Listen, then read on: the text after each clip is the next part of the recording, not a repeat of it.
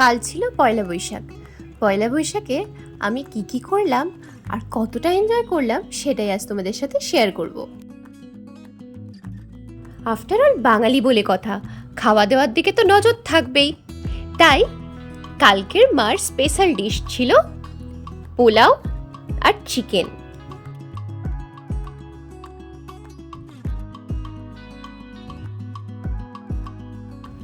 সন্ধ্যাবেলা চলে গিয়েছিলাম আই লাভ মেদিনীপুর অর্থাৎ গান্ধীঘাটে।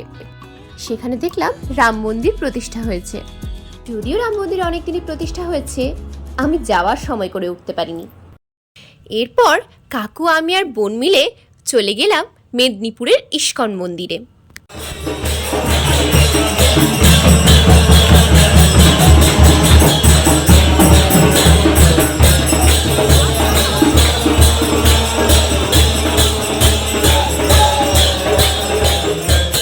এখানে এত সুন্দর করে কৃষ্ণ নাম হচ্ছে দেখে আমার ছেড়ে আসতে ইচ্ছে করছিল না। আমরা যেই সময় গিয়েছিলাম সেই সময় এখানে সন্ধ্যারতি চলছিল। সত্যি সন্ধ্যারতির সাথে এই কৃষ্ণ নাম সত্যি দেখার মতো ছিল।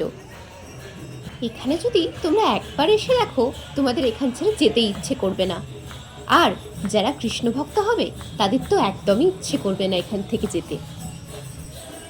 তোমরা যারা মায়াপুর নবদ্বীপের ইস্কন মন্দির ঘুরতে যেতে চাইছো, তারা যদি মায়াপুর নবদ্বীপ যেতে নাও পারো, মেদিনীপুরের ইস্কন মন্দির কিন্তু একবার অবশ্যই ঘুরে যেও।